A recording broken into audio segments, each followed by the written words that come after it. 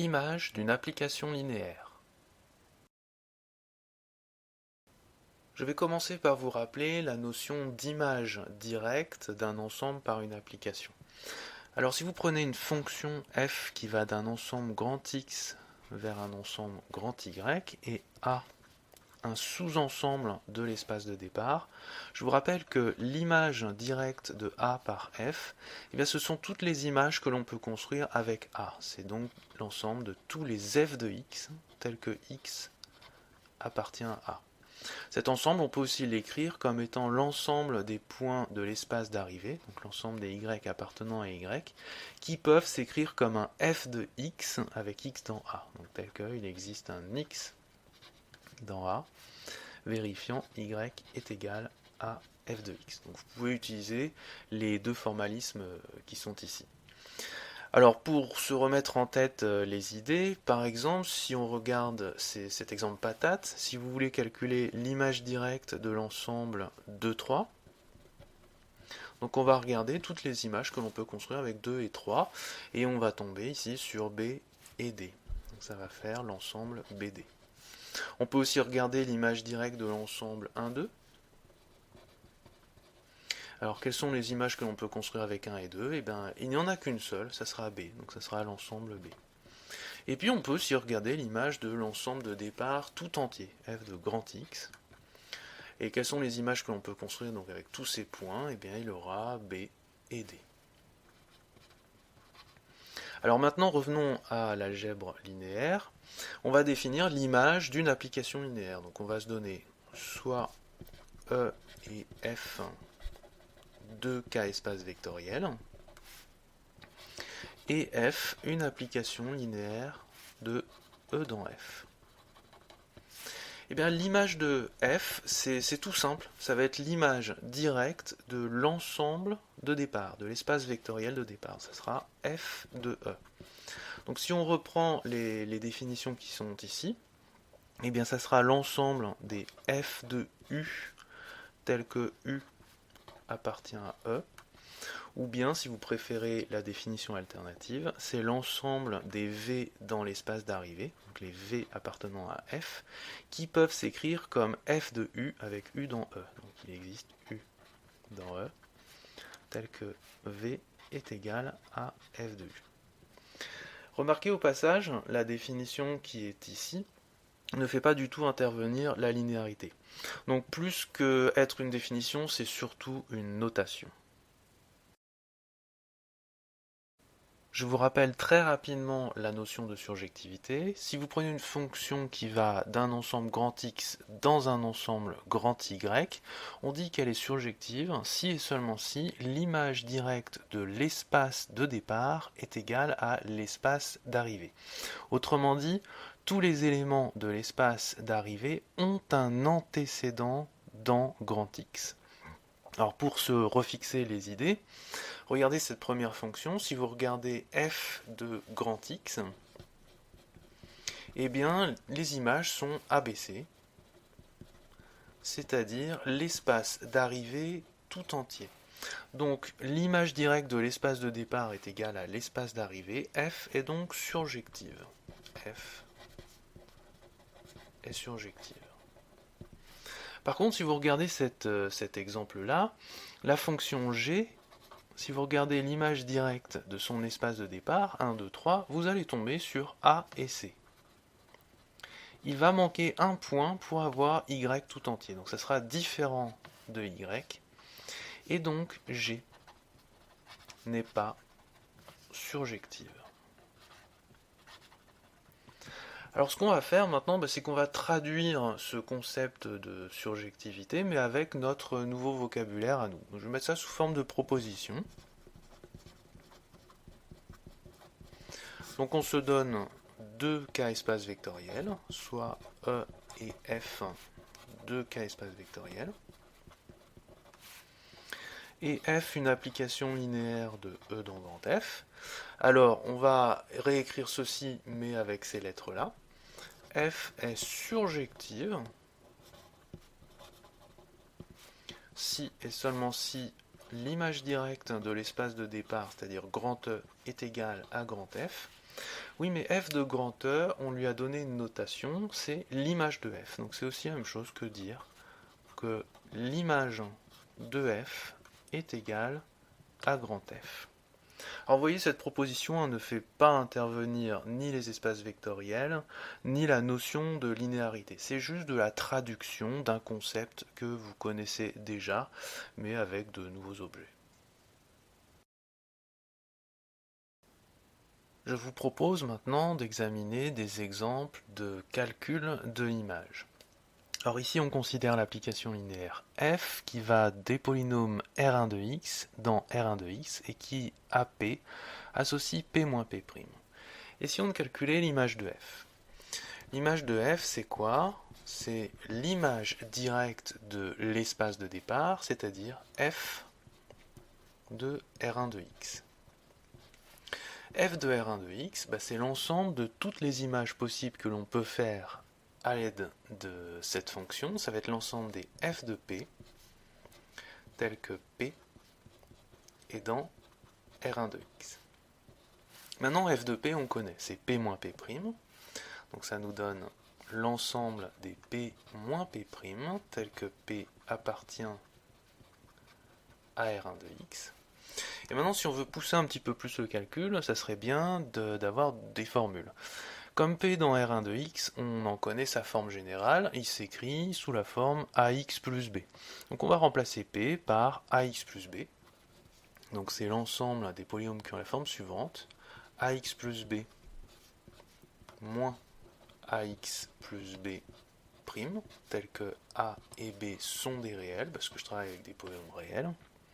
Et puis ça, je le calcule un petit peu. Quand je dérive à x plus b, ça va faire tout simplement a, ce qui va me donner, lorsque je regroupe, a facteur de x moins 1 plus b, tel que a et b sont des réels. Et là, je reconnais un vecte, puisque ça va être scalaire fois x moins 1 plus scalaire fois 1. On a en fait vecte de x moins 1, 1. Alors je vais pousser encore un tout petit peu le calcul.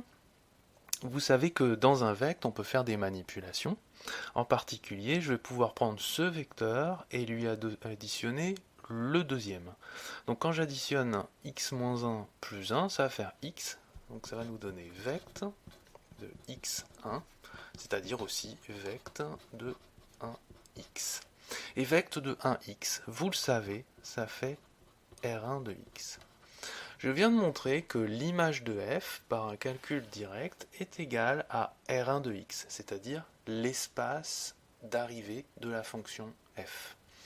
Par conséquent, f est une application surjective.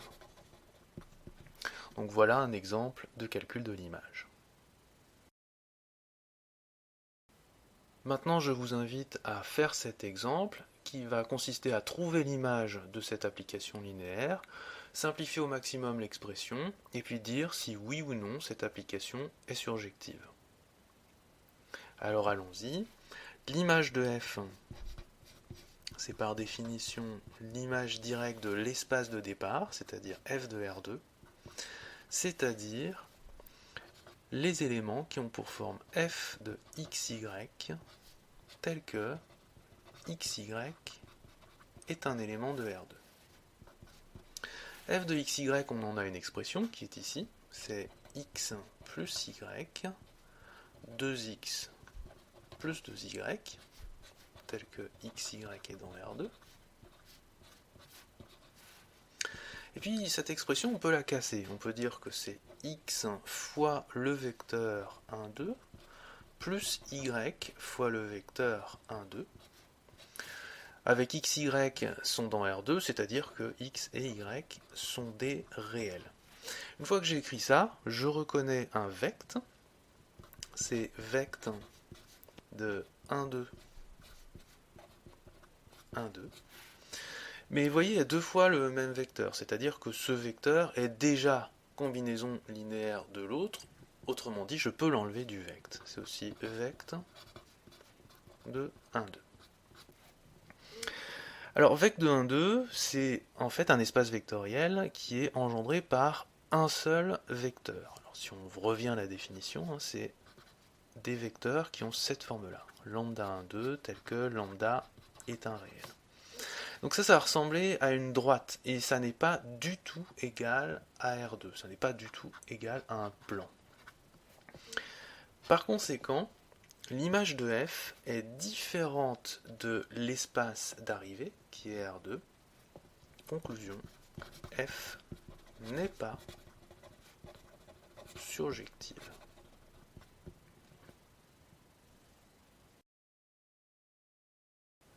Maintenant, je vais vous donner une astuce calculatoire qui va nous permettre de gagner du temps sur le calcul de l'image. Prenons f, une application linéaire entre les ensembles grand E et grand F, et prenons n vecteurs dans E.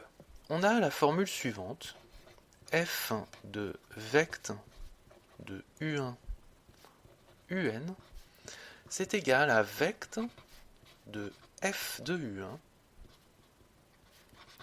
f de UN. Autrement dit, pour calculer l'image directe d'un vect de U1UN, il suffit de calculer vect des images de chacun des vecteurs, f de U1 jusqu'à f de UN. Alors démontrons ce résultat. Alors, prenons la définition de l'image directe d'un ensemble. F de vect de U1UN, c'est l'ensemble des objets qui s'écrivent comme f de U, où U est un élément de vect de U1 UN. Donc là, j'ai juste repris la définition de l'image directe d'un ensemble. Ensuite, rappelez-vous, un élément est dans vect, ça veut dire qu'il peut s'écrire sous la forme scalaire U1 plus scalaire U2 plus scalaire UN. Donc cet ensemble, c'est aussi l'ensemble des objets qui s'écrivent comme ceci, f de lambda 1 U1 plus lambda 2 U2 plus lambda n UN, où les lambdas sont des scalaires. Or, f est une application linéaire, donc vous savez qu'on peut casser les additions et puis sortir les scalaires. Si bien que cette formule-là peut aussi se réécrire sous la forme lambda 1 f de U1 plus lambda 2 f de U2 plus lambda n f de UN, où les lambdas sont des scalaires. Donc ça, c'est car f linéaire. Maintenant, regardez ce qu'on a sous les yeux. On a l'ensemble des objets qui s'écrivent comme scalaire f de U1 plus scalaire f de U2 plus scalaire f de UN. Eh bien, ceci, c'est un vect, c'est en fait vect de f de U1, f de U2, f de UN. Et nous avons démontré le résultat. Maintenant, regardons comment ceci s'utilise dans la pratique. Je vous propose de reprendre l'exemple que l'on a vu tout à l'heure, mais cette fois-ci d'utiliser notre astuce calculatoire. Cherchons à calculer l'image de f ici. L'image de f, c'est l'image directe de l'espace de départ, f de R1 de x. Oui, mais nous savons que R1 de x peut s'exprimer sous forme de vect. C'est f de vect de 1x. Et grâce à notre astuce calculatoire, f de vect de U1 UN, c'est vect de f de U1 f de UN. Si on l'applique ici, eh bien ça va nous faire vect de f de 1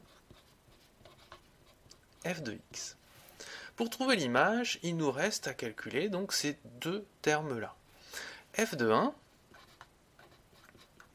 si on prend la formule qui est ici, c'est 1 moins la dérivée de 1, 1 moins 1'. La dérivée de 1 vaut 0, donc c'est 1. Donc le premier terme fait 1. Nous avons vect de 1. Maintenant, calculons f de x. F de x, c'est x moins x'. La dérivée de x, c'est 1, donc ça fait x moins 1. X moins 1. Et voyez là, en 3 lignes, on a trouvé l'image. Je vous laisse comparer avec la rédaction qu'on a fait tout à l'heure, et vous allez voir que, effectivement, on gagne beaucoup de temps avec cette approche.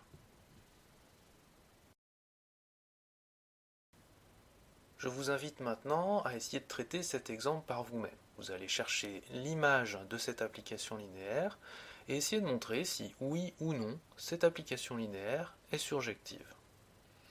Alors d'abord, l'image de f, c'est l'image directe de l'espace de départ. Donc ici c'est f de R2. Or R2, nous savons l'écrire sous forme de vecte. C'est aussi f de vecte de 1, 0, 0, 1. Maintenant, grâce à notre astuce de calcul, ceci c'est aussi égal à vecte de f de 1, 0, f de 0, 1. On va devoir calculer f de 1, 0 et f de 0, 1. Faisons les calculs. F de 1, 0, ça veut dire que la première coordonnée x vaut 1 et la deuxième vaut 0. Quand on remplace ici, ça va nous donner y qui vaut 0 et x plus y, ça va faire 1. Donc pour le premier terme, ça va nous faire vecte de 0, 1. Maintenant, on va calculer f de 0, 1. Donc la première coordonnée x va faire 0, la deuxième y va faire 1, et quand on remplace, donc y vaut 1, ça fait 1, et puis ici on va avoir 0 plus 1, donc 1. Donc ici, ça nous donne 1, 1. À ce niveau-là, on peut faire une petite manipulation sur les vectes. On peut prendre ce vecteur et lui enlever ce vecteur. Donc on va faire deuxième vecteur moins premier vecteur. Ça nous fait vecte de 0, 1. Quand vous soustrayez les deux, eh bien, il va nous rester 1, 0. Ensuite, dans un vecte, vous pouvez permuter les deux vecteurs si vous voulez. Donc ça fait 1, 0, 0, 1. Et on reconnaît R2. On vient de montrer que l'image de f est égale à R2. Et regardez, R2, c'est l'espace d'arrivée de notre fonction. Donc l'image de f est égale à l'espace d'arrivée. Conclusion, f est une application surjective.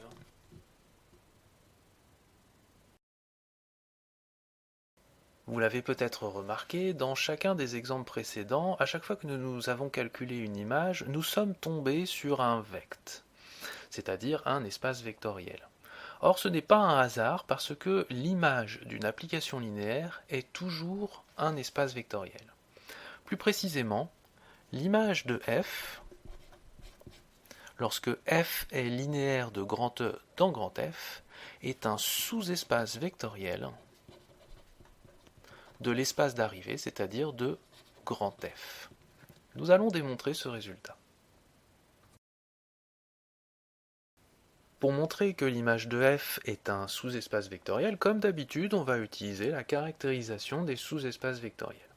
Il faudra avoir bien à l'esprit qu'est-ce que ça veut dire qu'un vecteur appartient à l'image de f. Alors je vous l'ai mis ici, un vecteur v appartient à l'image de f si et seulement si vous pouvez l'écrire comme f d'un vecteur de l'espace de départ.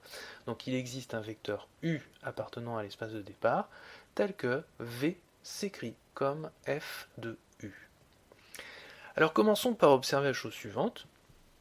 L'image de f, c'est l'image directe par f de l'espace vectoriel E. Et donc forcément, c'est un sous-ensemble de l'espace d'arrivée qui est grand F. Et grand F, par hypothèse, est un K-espace vectoriel. Donc on peut légitimement espérer de montrer que f de E est un sous-espace vectoriel de ce plus gros espace vectoriel qu'est grand F. Commençons par montrer que l'image de f est non vide. D'abord, nous savons que le vecteur nul est égal à f du vecteur nul, car f est linéaire. Et en écrivant ça, on se rend compte que le vecteur nul est un élément de l'image de f, puisqu'il peut être écrit comme f d'un vecteur. Par conséquent, 0 appartient à l'image de f. Et comme le vecteur nul appartient à l'image de f, eh bien c'est que l'image de f n'est pas l'ensemble vide. Maintenant, il faut montrer la deuxième condition. On va prendre deux vecteurs v et v' dans l'image, un scalaire lambda, et on va montrer que lambda v plus v' est encore dans l'image de f. Commençons par traduire ce que ça veut dire que v et v' sont dans l'image de f.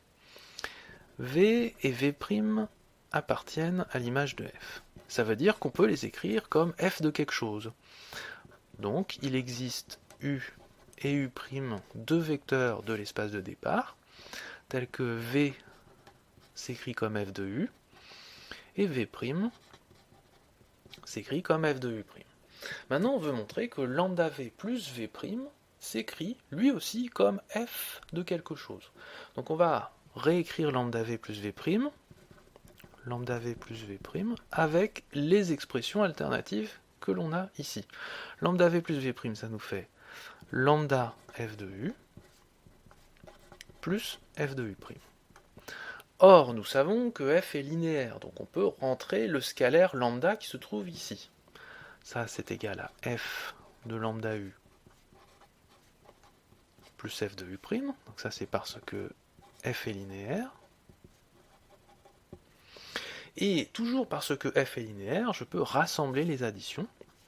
Donc ça me donne aussi f de lambda u plus u'. Donc toujours par linéarité de f. Et regardez ce qu'on a obtenu. Lambda v plus v' s'écrit comme f d'un vecteur. Par conséquent, lambda v plus v' est dans l'image de f.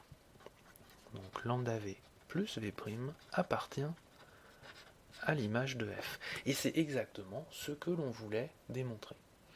On a démontré les deux conditions pour que l'image de f soit un sous-espace vectoriel. Conclusion. L'image de f est un sous-espace vectoriel de grand F. En résumé, qu'est-ce qu'il faut retenir de tout ceci? Tout d'abord, retenez la définition de l'image d'une application linéaire f. L'image de f, c'est tout simplement l'image directe de l'espace de départ.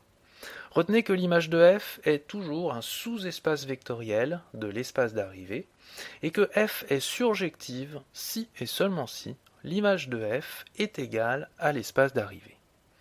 Enfin, retenez ces éléments de méthodologie pour calculer l'image de f. Si vous n'avez aucune idée, comme d'habitude, vous prenez la définition et vous la transcrivez dans votre contexte. Mais vous pouvez aussi utiliser l'astuce f de vect de u1un est égal à vect de f de u1, f de un. C'est très utile en particulier lorsque l'espace de départ peut s'écrire sous forme de vect.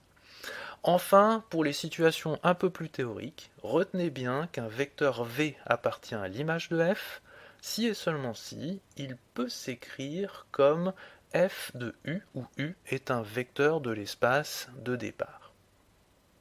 Voilà, nous en avons fini pour l'instant avec les applications linéaires. Nous les retrouverons lorsque nous étudierons les matrices.